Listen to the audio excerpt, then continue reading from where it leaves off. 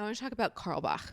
Oh, ooh. Fun. Controversial. He, along with Debbie Friedman in the more reform world, like really just ushered in this like modern renaissance of Jewish music. He just has a lot of stories of him being like a real mensch, like a real good person. But he also sexually assaulted. I knew it. Yeah. So many women. The first step would be to get every Jew to acknowledge what Carlebach actually did. For sure.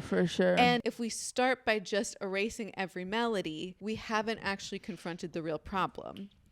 So that is my pitch. That's like the U.S. and every single thing in the world that they do.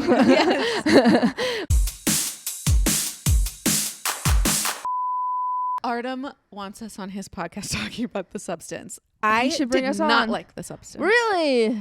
Well, what did you not like I about haven't it? seen it, but I've heard like mixed reviews. Yeah. Here's what I didn't like.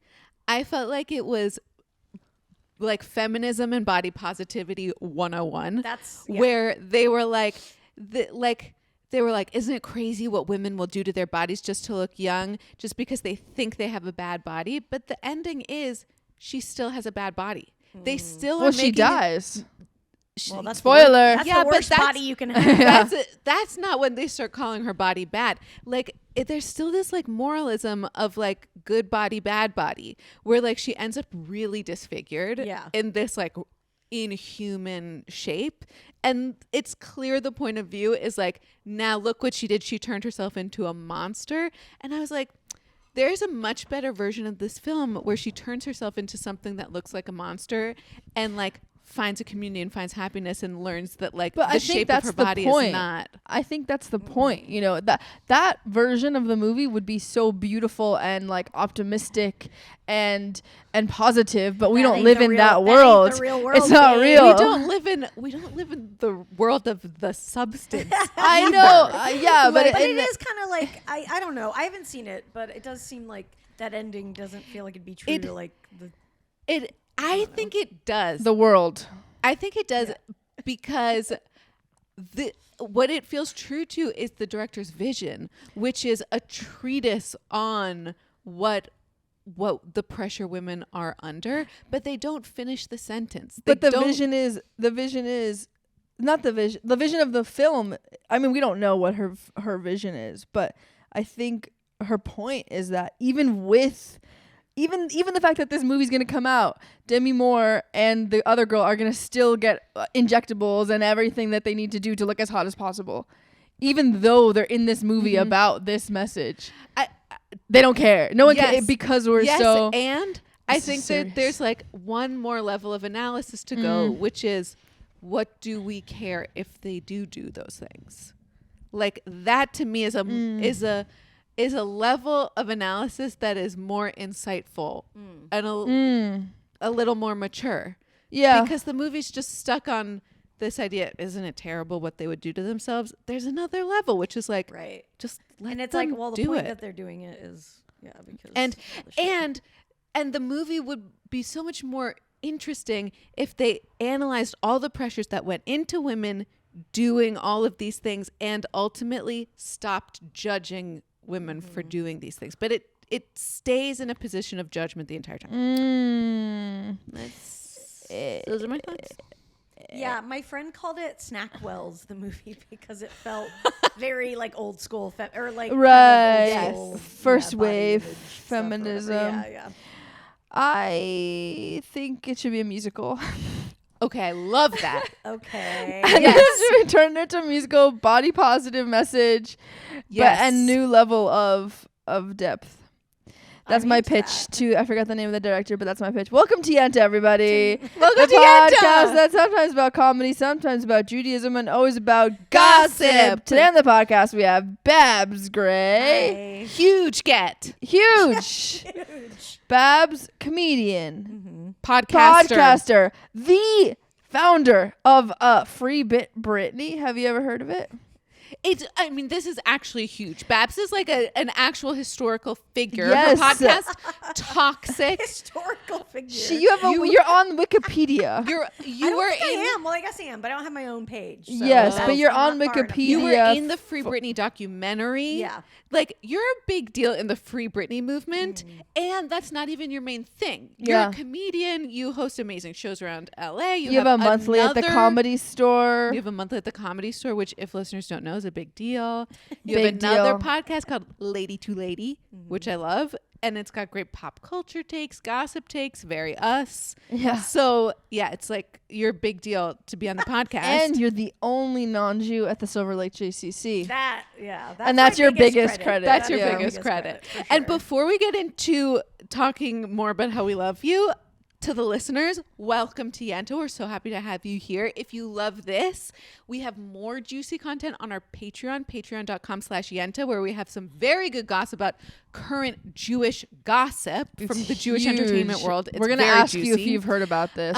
And we're also uncut episode, unreleased episodes. Yes, thank you. Shout out your name on the podcast, $36 tier. We will call you and you can Yenta with us. It's kind of a great Patreon. Yeah. And most excitingly, we're starting a new nationwide matchmaking experiment where if you are a Jew who wants to be matched with a date or Jew adjacent,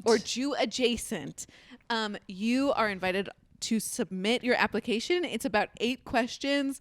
By submitting, you're basically agreeing to us giving your email address to someone we think you should go on a date with. All of the Patreon if they listeners, both agree.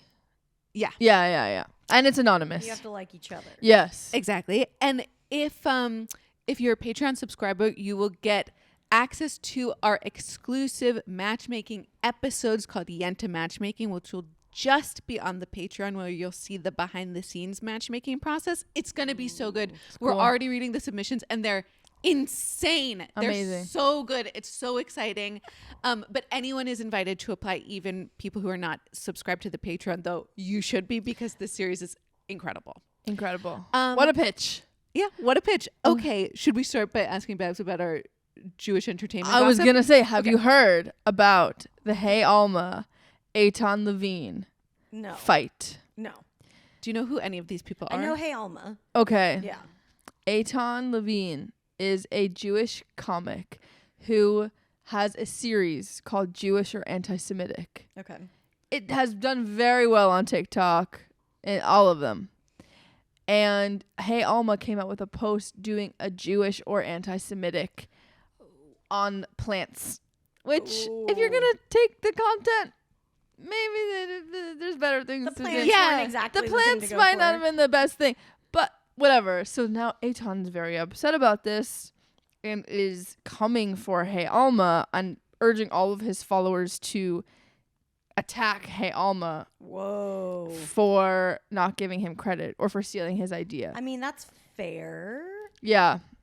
And to be clear about some more context, Eitan is a former Yenta guest. Yes, Eitan. We love Eitan. Hey, Thanks for Alma being on has Yenta. Covered Yenta. Okay. We love. We Hey, love. Alma. We have no. We're just weighing in on this differences. because we want to be in the conversation. Of course. Exactly. But we love everyone, and we have no actual. No, we're rooting for everyone to like have the best outcome of this. We actually truly are rooting for everyone, but mostly we're rooting for the gossip for Yenta. So now I think that he has to do a series on Hey Alma. Yes. Is it Jewish or anti-Semitic? That's what he want. That's what he pitched them. Okay. Yeah. So is Hey Alma taking Eitan Levine's content Jewish or anti-Semitic? Exactly. That's good. That's good. Listener, write in. And there's like more. We have like a deep dive in this on our Patreon. So just if you're listening, you should go to the Patreon. We actually say what we think because we're not doing that for the main. Yeah, on the main we're being polite. That's what Patreon is for. Yeah, behind the paywall. For the real shit talking that you can't have on the main. Yes. So Babs, how did you free Britney? Oh my God. Well, first of all, it was just me. I was the only person Yes. involved. Yeah. Obviously.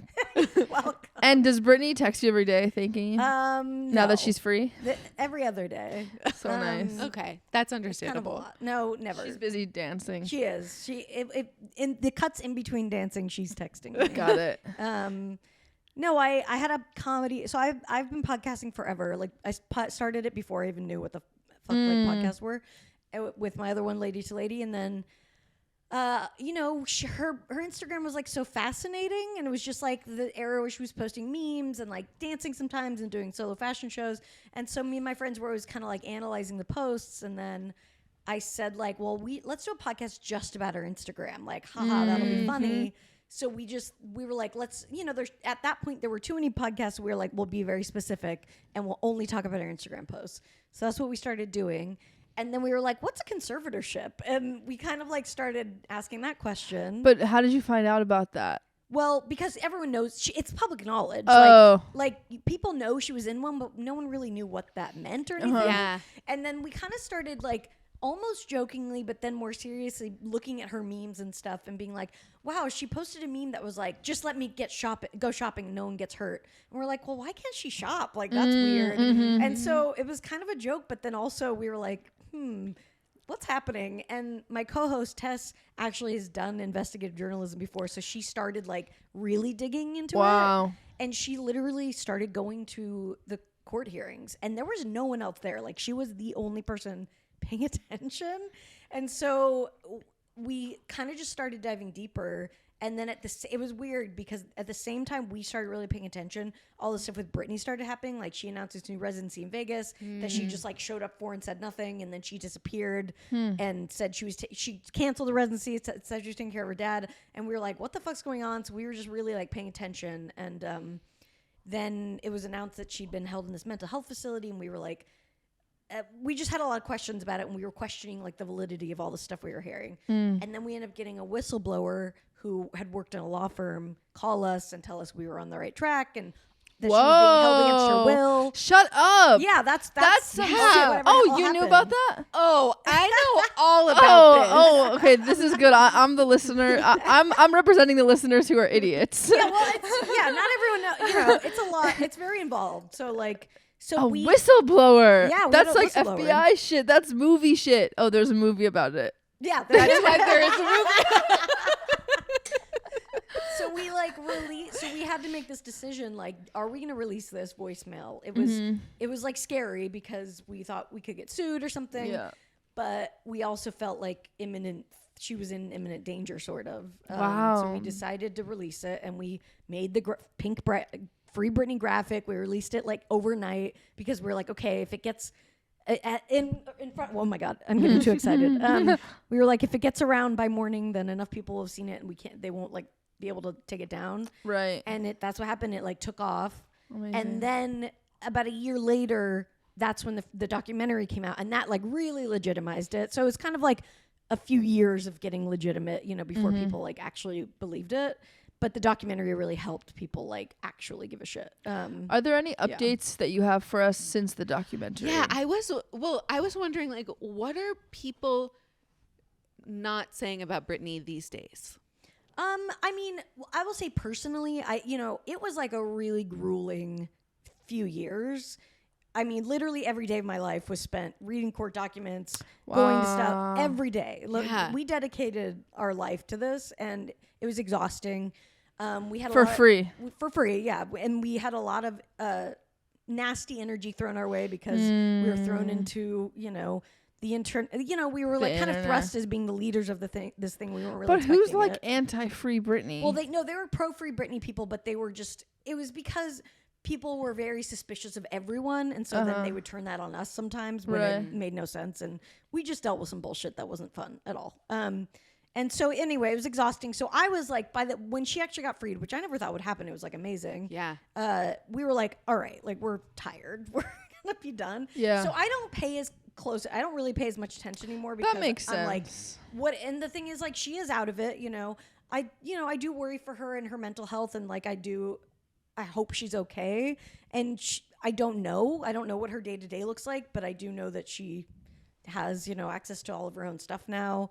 And so I'm just kind of like, look, all I can hope is that like she's okay. I mean, I'm really pissed at them for what they did to her because I think it couldn't have helped her at all. Mm-hmm. Yeah. You know what I mean? I don't think the question wasn't about her mental health. It was like should she have agency over her own life, which I think she should. Right. People with bad mental health should still be able to have agency over Exactly, their own lives. exactly. I don't know, should I well, it depends how bad the mental health is.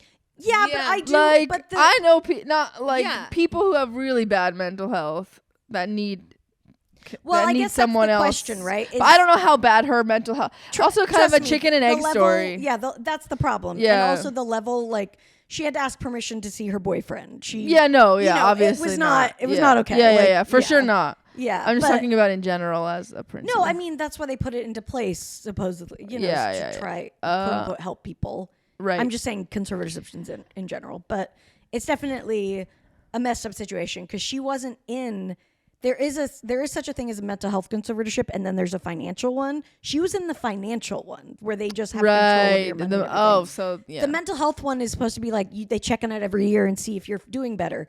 They didn't put her in that one. They should have put her in that one. So there was from the beginning. It was kind of like messed up. Yes, agreed. Yeah. So I don't know. I honestly, I'm not always, I see her posts pop up and like, I'm not, I do get worried sometimes. It's not like, I'm like, oh, everything's great, but I don't have I can't do anything. So I'm just like, well, she's out and like, I hope she feels better. I think social media is really bad for her. She's like very addicted to looking at what people say about her and stuff. And anytime any paparazzi posts a photo, she posts like a response about it still. Whoa. So I wish she could just kind of like go to somewhere and just never look at the internet again or something, Yeah. But it's ironic because it's also the thing that freed her. Right. Yeah. Which exactly. is the internet. It's a double-edged sword for sure. Yeah. You were on the inside scoop of like a story that I feel like was honestly like defining of our time. Yeah. Do you have like a spidey sense for any future stories like Britney that you see coming down the pipe? That's a good question. It's interesting. I think it's just an overall sense of like,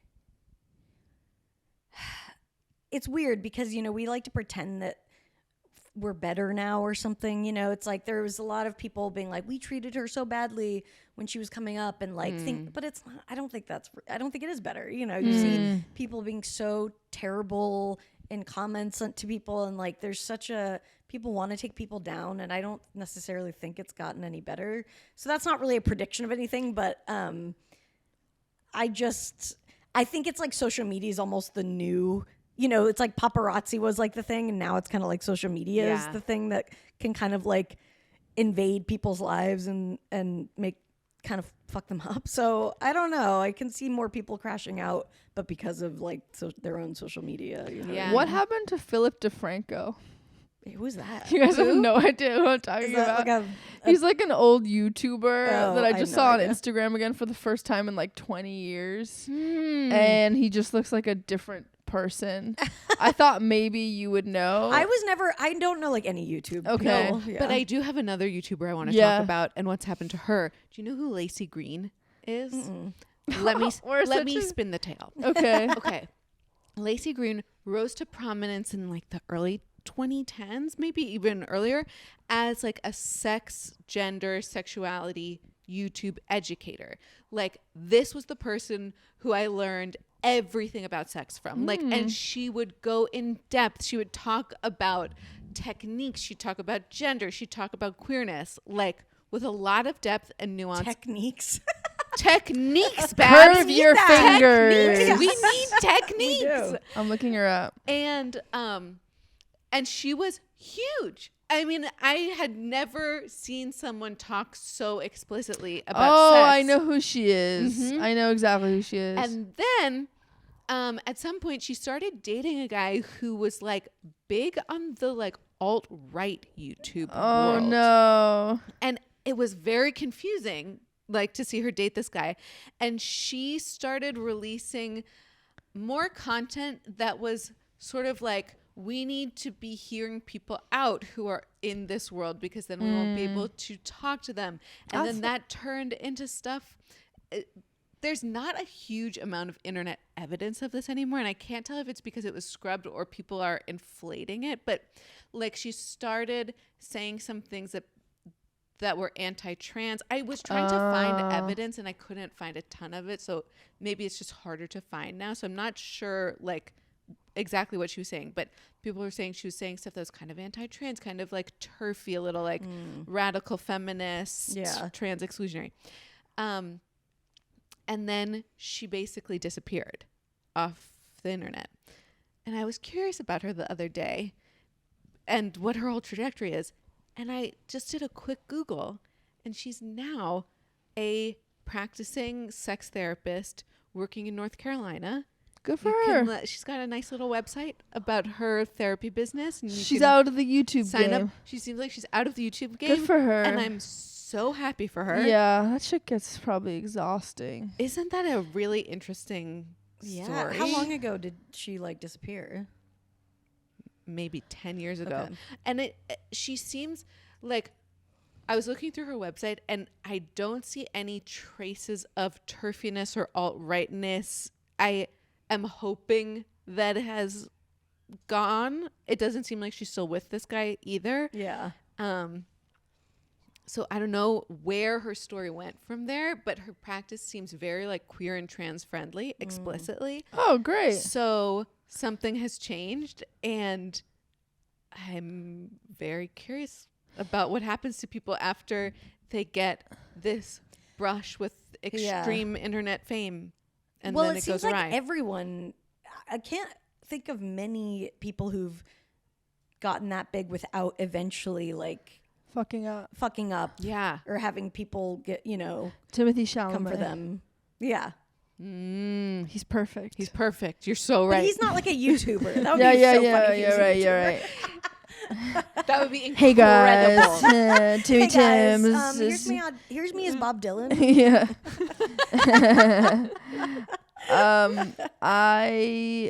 I think if you're on, I mean, I feel this way about like the podcast even. Like I look back on old podcasts from like a little bit over a year ago and I'm like, what the fuck am I saying on the internet? Yes. What is out there? Why am I doing this? Yeah.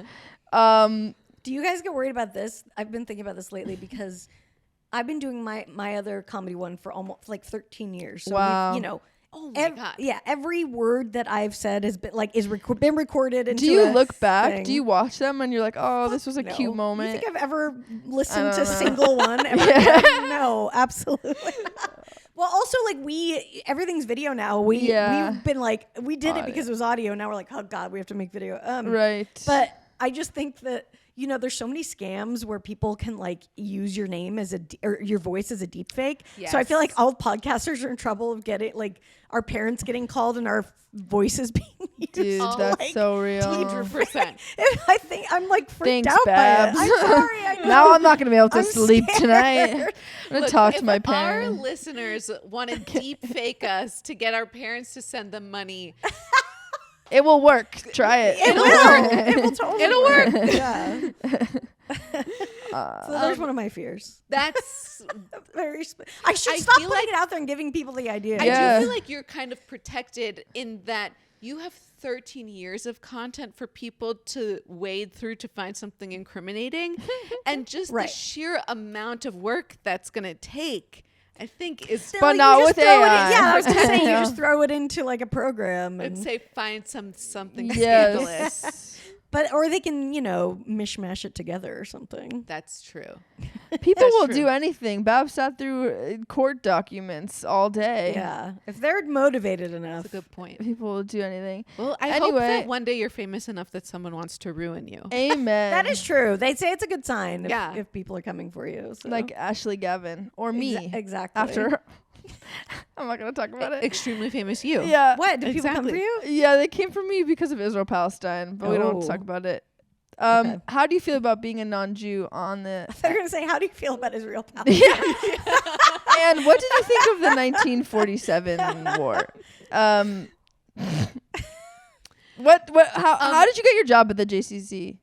I mean, so it's just my day job. Yeah. Like, I worked there forever. Well, that's how we met, right? Yeah. Yeah, because we did the show together. Alana introduced us. Yeah. Shout Yeah, out, we were Alana. running a show there at the JCC together. Called Larry David Presents. Larry David Presents. It was a genius show. Asterisk, Larry David is not involved with and this. people You were know who mad. I saw Rachel Bloom after her show in some show that I saw, and she was like, "Oh, I saw you on the Larry David Presents posters at the JCC." Yes. So actually, Hell great yeah. brand promotion. Are you kidding me? I think it was brilliant. Yes. I was obsessed with Larry David Presents. And were you there for the show that we dressed up, or You that, dressed up that as I dressed him, up as Larry and then David? we ate No, a Good. fruit- It was then so we ate good. you dressed up as him, and then we ate a fruit roll up like Lady in the Tramp style. I don't know what we were doing. No, but I was on the neither. show where Babs, you did your set from the swings. Oh yeah, that was fun. That was fun. It just the audience just never quite was. It's was- a hard room. It was a Yeah. hard crowd. It's because outside. outdoors. Yeah, the the laugh. outside. There's no The laugh. outside is hard. There's no acoustics. It's The just laughter's rough. just escaping like into Yeah. the air. I Yeah. did a show last night at the Crow in the room upstairs. Uh-huh. Amazing laughter Oh, acoustics. awesome. Very small, very intimate, very cozy. Last time I did a show Love. up there was 2 audience members, and in the roof or the downstairs Upstairs. Oh, this is a full house. They couldn't. There was like they had to turn people away. oh, that's great. Laughaholic. You're Shout so out. hot. Yeah, it was just because of me. Yeah. And I did try to have a threesome with the queer couple in the front. Hell yeah. That's So on brand. such a you story. I know. I mean, I didn't really try to have it. I was just joking. I was trying to make a joke. But there, No, yeah. they were trying. No, you were serious. Yeah. Anyway, okay. What's your like takeaways as what's your observations about Jews as a non-Jew working at the JCC? And I just want to say that, like, you truly go off, queen. Go crazy. You have permission from us, You're like, the I'm like, leaders of the of Jewish the people. Jews to say whatever you because want. My thesis is that there's no one more anti-Semitic than rabbis, Okay. and second to that are people who work at the JCC, And then Oh, Nazis. interesting. Okay. and then Nazis In that order. So Well, I you're mean, allowed. I was saying like I've been Jewish adjacent forever because like one of my first boyfriend, his family was like, or his dad was a Hasidic Jew. He didn't practice much, but whatever. They were down in their basement playing Dance Dance Revolution on Friday nights, and they weren't supposed to be. Oh, Bad. Shonda. I actually love that game. It was a great game. So good. We should play. We should play. We should Yenta play. Get a pad Arcade. and film yourselves playing. Spin-off.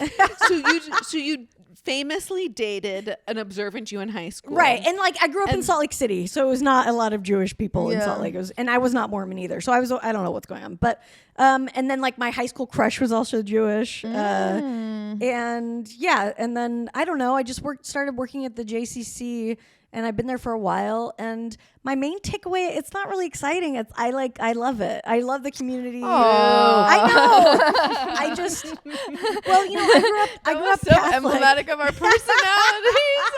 I'm like, fuck it. Okay. Move on. I mean, everyone's like crazy, but everyone's crazy everywhere I've ever worked. So it's not. So let's get Okay, into that. Let's here's get my into the question. crazy. Jews love to say like, "Oh, this trait is so Jewish. that's Oh, true. this thing is so Jewish." And I find those conversations are normally bullshit because I'm like, every culture is anxious. Exactly, Every culture loves to eat. That's right. But- like, oh, this culture's all about food, and it's like, yeah, everyone culture. is about. Culture is Everyone about eats food. food. But are there Humanity is about Do food. you think there's anything that you've seen that you do think is actually uniquely Jewish? And we should say we're being very Ashken normative right.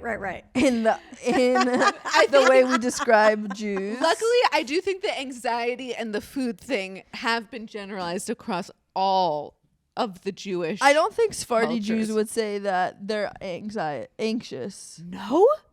I don't think so, and not in the same way that like Ashkenazi Jews are like proud of like we're anxious people. Maybe. I don't you're think right. Sephardi Jews would say the same thing. Do you work with any Sephardi Jews? I don't know the difference. So Great. see, Yeah. I'm not. Ashken normative. So is there anything that you do feel like is particularly actually Jewish? I mean, I think there's definitely like anxiety and stuff, and like a kind of like oh, everything has to happen at once type of thing. But again, I don't know if I think it's just a workplace. Yeah. I don't know. It's hard for me to tell what's, unique or not. But Well, you got to hang out with a lot of Mormons. yes, that's true. And then now you're getting to hang out with a lot of Jews. Well, okay, that's a good point. Mormons, and I don't know if this is Mormons really like to push everything under the rug, and I don't think that's. I think no, I don't Jews see that are as the a Jewish opposite. trait. Yeah. So I think They're like, let me tell you about my pain. right. Yeah, Mormons are very much like avoid. Yeah. So I think that's different for sure. I feel like that's a uniquely Jewish trait. Yeah, I say like more ready to. Or, no, I mean, it push depends back, though, push because back, there is. Antonia. Let's go. I don't think that's uniquely I don't Jewish. say uniquely, but there's like there's a And- strong correlation. I don't think it's uniquely Jewish, and I also think there's an intersection with Americans there because having just spent a lot of time with British Jews, they very notably Are more did British. not have that trait That's true. That's a good point. Of So- brushing or what of calling of- things out. of being extremely open about everything all the time. They are. Not. Okay, No. no, they They're push. more They're They very were- polite, they were right? They very don't talk about closed off anything. and polite to A fault. the extent of lying. Oh yeah. You know, like Did you catch them in a lie? yeah, I feel like a lot of times people would say things like, "Yes, I thought that was a very nice presentation," and I'd be like, "No, you didn't." You're like, just tell us that it Just be sucked. honest. Yeah. Yeah, no. Oh, this I is think only mood. British people definitely are. Yeah. They don't talk about So it shit. might That's be a an good point, intersection with Antonia. American Yeah. culture too. But I don't know. I think Americans also are passive aggressive and push and don't talk Yeah, about different shit. parts of America. Yeah. You know, Culture is hard. It's hard to make generalizations about any. what do you think about Jews and comedy or humor? Have you noticed any? Such. Is what am I goading you into being anti-Semitic? No, it's just funny. Yeah, I think, Do you notice that? I think they as go a- hand in hand. Do you notice that? Because I feel like that. Well, because we just did a podcast before this about the examples of jokes in the Talmud and in the Torah, and I'm like, oh shit! They like have jokes. yes, and Yes. Tony, I didn't listen know to that. our podcast, Listen Orthodox to our Learn podcast. Torah. It's really good. There's jokes in there, so I'm like, oh shit! Like it's in our DNA. Like And okay, here's something that I will point to as being we can generalize as Jewish culture because it comes from our source texts. yes, Which is that our source texts, Torah Talmud, are incredibly pedantic about tiny things. yeah, and they're annoying. They are so annoying. And they will fight over the legality of the stupidest. dumbest shit. And we found that so important. We put it into our holiest texts. And then we said, "This is God." This is God. And so that I feel like we can probably generalize, except for like, I guess Ethiopian Jews don't have The Talmud. the Talmud. So maybe not them. Maybe they're very understanding and don't care about the small things. And good for them. Good for them. Yeah, I mean, I think everyone I work with is very funny. Like that is true, and I think I work in it's a very like progressive place, and like our rabbi is like a queer, non-binary Who's the rabbi? person. Rabbi Carrie Chaplin. They're amazing. I just met them at Oh, Marnina I and love Micah's them. Shabbat. Yeah. I'm no, obsessed. So, and Are like they is single? no married. Sad. I was thinking. Into matchmaking. Yeah. I But, have like, I have so- a controversial question. Oh, What? finish what you were gonna No, I say. was just saying so funny, and I mean, at least obviously comedy. Yes, there's a million hilarious Jewish comedians and stuff. Yeah. but also just in person, I do find Like I Jews used to very think funny. that stereotype was kind of just like an anti-Semitic trope. The That like comedy Jews thing? are funny. Like not all Jews are fun. But then we were reading in the text, and I'm like, oh fuck, this is our tradition. Okay, I think that there's a lot to unpack there. Like in America was very recently influenced by a lot of Jewish comedians. Yeah. when the like Yiddish comedy circuit started influencing stand-up comedy and stealing from the black comedy world too. And so there's like a lot of like very recent history of Jews influencing American comedy and American comedy influencing international comedy. So like I don't know enough about the history to say that this is like our cultural thing, but I do know that there are a lot of books about it, and I know someone who's writing a book about Jewish comedy, Gideon Suliban, amazing dramaturg and playwright in DC, and he's writing a book on shout out ancient and modern Jewish comedy. Oh, that's cool. And we love him. Okay, I have a question for you. You said earlier before we started recording that you get really jazzed talking about the possibility of comedy to change people's minds in a sneaky way. Could you tell us more about that? Yeah. You're asking me what I get jazzed about, and I'm like, oh God, I couldn't think of anything. But I do like that a lot. Well, I mean, first of all, I'm really grateful to comedy for exposing me to so many different kinds of people, because growing up in Salt Lake, you know, it was like very homogenous and mostly white people, mostly Mormon people, whatever. So when I moved to LA, I feel like comedy just immediately, you know, showed me so many different people than I had grown up with. And it's such a great way to just express who you are in a disarming way. You know what I mean? I feel like people are so defensive these days about just anything that somebody is about, no matter if you agree with it or not. So I just love that. I love like, you know, sneaky feminism or like body positivity and stuff like that. Like that's the kind of stuff that I talk about because I'm a fucking woman in a body or whatever. And a woman in a body. I'm a woman in a body, and I'm bringing it to them. Great niche. Yeah. And so I love that kind of like sneak attack thing, you know, where you can kind of, maybe it seems like you're doing something goofy, but you actually end up talking about something real, or like maybe giving people a perspective that they wouldn't have necessarily even thought they wanted to hear, you know? Yeah. So who are your favorite comics that do that well, you think? Oh God, I don't know. I mean, I can't think of anyone. Who's a comedian?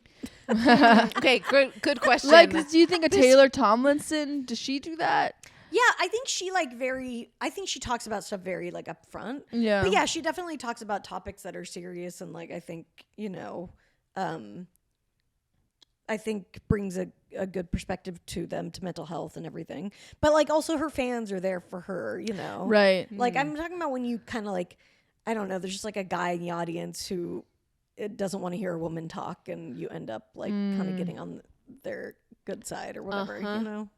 But I can't think of comics to do it because I don't watch a lot of stand up. Like, I mean, I love like Amy Miller and like Beth Stelling. Yes. She's great. Just like, I don't know. There's so many. Can you think of a time that your mind was changed? Oh. You know, I think about Patrice O'Neill. Did you ever watch any of his stuff? Not so much. Okay. So he's honestly like misogynistic. He's not, but like he is so smart about his comedy and so funny that you don't really think about it that way. Like I'm annoyed that he had these thoughts, but I also am like accepting that I'm like, okay, this is how he sees shit. And like, because the way he's delivering it, I can't like be mad at him, sort of. I don't know. I feel like it's a valuable way to like share viewpoints different than your own sometimes, you know? That's kind of like the Jeselnik quote, that art is getting away with it. Yes, exactly. Or actually it's not. Did he say that, or it's did not. He quoted someone saying it. I just only saw him quote. You're quoting him. So I'm quoting him. No. But what he Anthony said was heard basically it from like, who heard it from? He was like, he quoted that and then said, if your comedy is making people laugh, then it's succeeding. And if it's not making people laugh, then you have a problem. And that was in response to the Tony Hinchcliffe. Yeah, like people getting comedians being like, oh, everything is cancel culture now. Like I'm getting canceled, and he's like, no, if you're good enough, you'll get away with saying it. Yeah, and not like I want people. I don't know. I usually think about it the other way, like having progressive views and expressing them to maybe more conservative people. I don't really think about. Yeah. I don't Patrice O'Neill. Like I don't want someone to be misogynistic, but. I do think it's like a really good device. You know? I love your Patrice O'Neill example. It's such a good example because it's a moment of you encountering someone with beliefs that are more misogynist than you, more conservative than you, and he's humanizing himself, and you are more open to it. I think that's an excellent example. Well, because I of think we love misogyny. of how powerful on Yenta Pod. I mean, I think we're also scared of, it's like I get it. we're all scared of people's bullshit, which I get, but I think we are all people, so I don't know. It's nice to kind of be able to relate to somebody even when you don't necessarily like love what they have to say. Yeah. And it's and you related to him, and that's what got you to listen to what he had to say, even though you didn't agree with it. It's a good example to show that, like, if you want someone to listen to you, you have to figure out a way to relate to them and for them to relate to you. Yeah, I think it's valuable for sure. But I don't know. But there's some stuff that I'm always that it doesn't matter. I'm like, nope. Like Dave Chappelle and his transphobic shit. I'm like, well, and also he's not being funny. So maybe I guess like the rule is if he was being funny, maybe he would make a point or something. But it's just like he's saying it and he thinks he's succeeding, but it's only because he has bigots who are like, yay, you're saying the thing I like to say. I know a lot of trans comics, and by a lot I mean like 2, that love Chappelle. Really? That love him, that are like, he's so funny, I love his trans material. Yeah, that feel like they're in on the joke. I feel like I know people who go both ways. Yeah. Trans people who go both ways on him. Yeah. Next, Okay, I want to play a game. Goss. Ooh. Well, I want to get into goss. Now's the time. Like I have none. I'm still trying to think of some. Yeah. Okay. Well, the question is, what's the best goss you've ever heard? God, yeah. Yeah. Oh God. Okay. Do I have anything? This isn't okay. This is the first thing that came to me. Okay. And it's not going to be the best thing I've ever heard, but here's just when I used to work at a steakhouse. Okay. In Salt Lake City. Like the Bear style. Like the Bear. No, it was like a offshoot Outback. So like a chain classy steakhouse. Opposite of the Bear. There was a girl I worked with who was just a free spirit, shall we say. And she came into work one day and she said that she had been with a guy who came on her face, and then she had quickly after that gone to hang out with another guy and kissed him and was scared that he was going to taste the guy's what had semen. Happened. Yeah, don't wash your face That's in my between. goss. I love that. I don't know why that was that's like so like long middle ago. school. Like, come on, she had sex. It's so gross. Like, you didn't wash your face? That's good. Yeah, you didn't. She didn't wash her face. She must have washed her face, but if she was scared, sometimes I mean, the semen stays. Sometimes the smell lingers. Yes. And maybe she didn't want to. Maybe she was into knowledge. I don't know. Yeah, that could be a kink thing. Or maybe she didn't have access to a bathroom. Maybe it was perhaps, he came on her face in the car and then she drove and met the guy. He was on through the sunroof. He came. Yeah. That's hot. It's like real. The Cirque du Soleil sex. Yeah. Cirque du Soleil come. Okay, that's a fun secret. I don't know. That's how do you and what do you feel about cum on your face? Good follow-up question. I think it depends on the person. Yeah. I'm into it like if it's like, if I'm into them or something. It's about the kavanah. The intention. I mean, that's just a fact. I know. That's like a beautiful way to. Yeah, most. Yeah, most like things. you can have a guy come on your face and it could be the most disgusting thing, or you can have a guy come on your face and it's holy. There you go. And I say guy loosely. I just mean person with penis. You could have a woman come on your face. Yeah, absolutely. There could just be cum on your face. Yeah. From anywhere. From any direction. From any direction. angle. Yeah. Do you have any good goss this week? I have a lot of gossip, but I can't really reveal it on the pod. Yeah, so you're not ready. I'm not ready. But soon? Yeah, I think soon it will be revealed. I want to talk about Carlebach. Oh, ooh. Mm-hmm. Fun. Controversial. Do you know about Carlebach? So, Shlomo Carlebach he's dead now, and he was this rabbi and singer, songwriter, composer who wrote a ton of new Jewish music that like changed so much of the Orthodox Jewish music landscape in the like 60s, 70s, I think. He was a part of like the Free Love, LSD, San Diego, Height Street vibes. He like was San like- Francisco. San Francisco. San He was, Francisco. he was a real hippie, but he was also like deeply connected to the like very Orthodox world. Okay. And wrote music that was extremely Jewish and what is just had like more spirit, more like good vibe than I think he left. He escaped the Nazis. Yeah, I think you're right. Oh, wow. Yeah. And he along with Debbie Friedman in the more reform world, like really just ushered in this like modern renaissance of Jewish music. And his music is amazing. There are a lot of like synagogues who will do Carlebach Shabbats where they'll sing nothing but his music. And it wasn't just his music that was a big deal. He helped so many people. He was like really encouraging of women in leadership roles.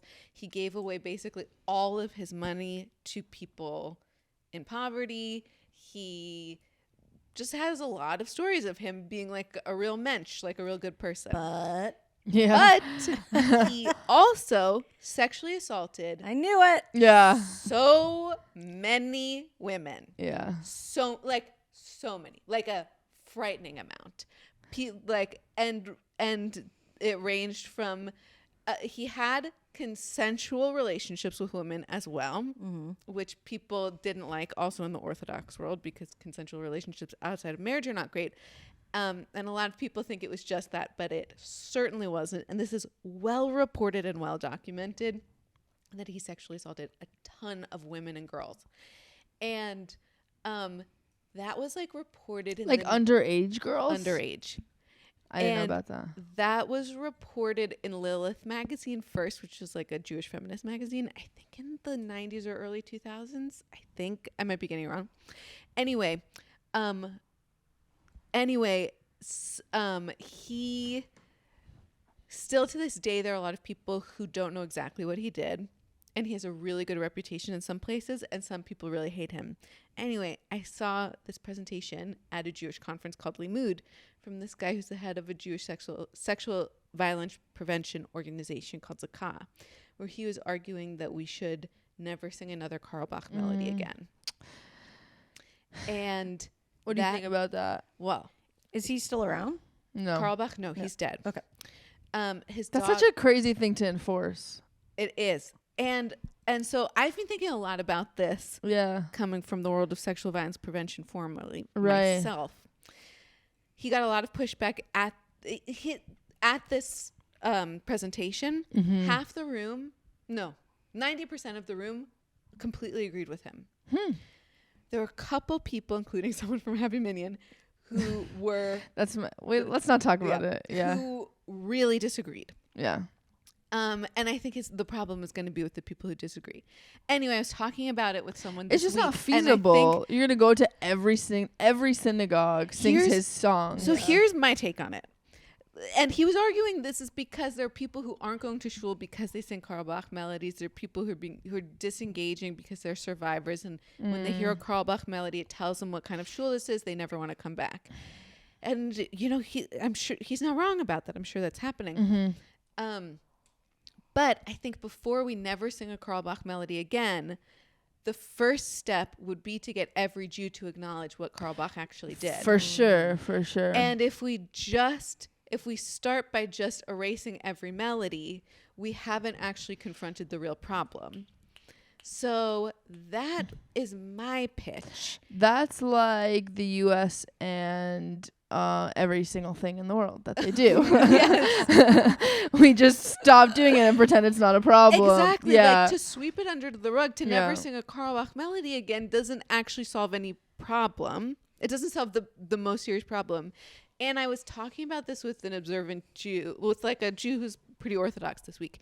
And we came to a conclusion that I thought was pretty good, that what if Carlebach's holiest gift to the Jewish people was not his music, not his neshama, his soul, but the opportunity for us to be able to hold the fact that some people do wonderful things and terrible things.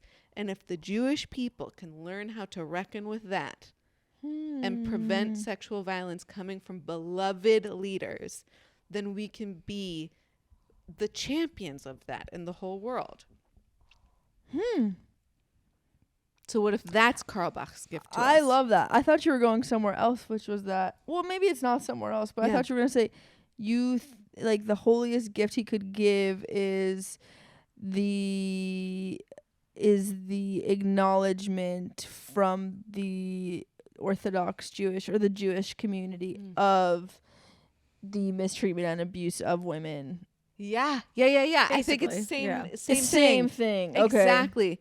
That they would acknowledge that and reckon with but would they keep singing his songs in that scenario? I think that's something to figure out, and I don't think we need to figure that out yet. Yeah. I think that's beautiful. His songs are so good. If that's I'm possible. sorry. And I think there's a way to, if we can all be talking Am about I like a Kanye supporter? Is this the equivalent? I don't think so. Like, I think if there's a way I love to his songs. talk about what he did and make our congregations safe spaces to prevent sexual abuse, to acknowledge sexual abuse, and to be a safe space for survivors and victims, like, that's huge. If we can get there and also sing a Carlebach song, I think it changes the way we're singing the song, you know, and that can be a good thing. Like, we can still keep the songs if we're going into singing the songs in an environment that is like truly safe. Do you know what I mean? I do know what you mean. I do, and I think it's a beautiful way to express it, and I hope it's possible. I just and I know it is possible. I think you're always just gonna have people that are like, I don't want it. I want to do it this way, and that's not what it is. I think if you are too bummed out by the knowledge of what he did to sing the songs, then you don't have to sing the songs. That's okay. But don't let that keep you from talking about what he did. I think that's what we should focus on more than singing his songs. Do you know what I mean? Like, the question of singing the songs is secondary. We first have to figure out how to talk about what he did. And once we figure that out, I think the answer will become more clear. And I have some pitches for how to sing the songs, but I think it involves singing them in a world that is like safer and more supportive of survivors and victims of sexual abuse. Oh man, what do you think about this, Babs? So that's my gossip. I mean, I feel like that's ideal. I just think the reality of it is harder. Kind of like the substance. There's the ideal, but I mean, that's a beautiful way of looking at it. I agree, and I think it. You know, I mean, I was raised Catholic, so I know nothing about any kind of abuse or anything happening. Yeah, nothing has happened. Sweeping anything under the rug. But, I do. I mean, I love that approach. I think because it is really important that people actually acknowledge things and talk about them. And I do think that there is a point where I would hope that you can separate the art from the artist. You know, it's like I think about J.K. Rowling with that, and I know so many queer and trans people who like loved her books and you know what I mean? Don't want to lose that because it was such a huge part of their lives. And I don't think they should have to because she's a piece of shit, you know? And to expand on that, to bring it to Carlebach, and my point is that I know so many queer and trans people who still keep their love for Harry Potter. Right. Because they have made their own lives safe and affirming for their transness and queerness. Mm-hmm. So they can let in something like Harry Potter while also being deeply aware of who J.K. Rowling is. So I don't feel like they have necessarily separated the art from the artist. They're holding both of them at the same time, but they're able to do that because they're in a place of safety. Right. Whatever that means to them. They're in a place where they're able to do that. Yeah. You know what I mean? Yeah. Not that queer and trans people have a lot of communal safety these days, but there's a way of, they've discovered something. Right. Well, I mean, I think like, if it brings you joy, you do have to try and hold on to those things. Because there's so little of that right now. Yeah, exactly. Yeah. Okay, what a great episode. Or is there something you wanted to? Okay. This was great. Thank you so much for being on. Oh my God. You're amazing. Thank you guys. Thank you for freeing Britney. Yeah. Thank you for your work. We didn't even get to the Comedy Store in your show, and I want to talk about. Do you want to plug? Oh, yeah. Well, I don't know when the next one is, but okay. When does this come out? Do you know? I would say juggling a couple episodes. Okay, 2 to 3 weeks. Yeah. It's called Flex. Flex. Check it out. We're on Instagram, but we have days at the Comedy Store. We're in New York soon. I think this will be up before that, but fun. or after that with Ashley Ray. Yeah, me and Ashley Ray. Babs Gray and Ashley Ray. That's right. So that's got a ring to it. And Ray Schiller.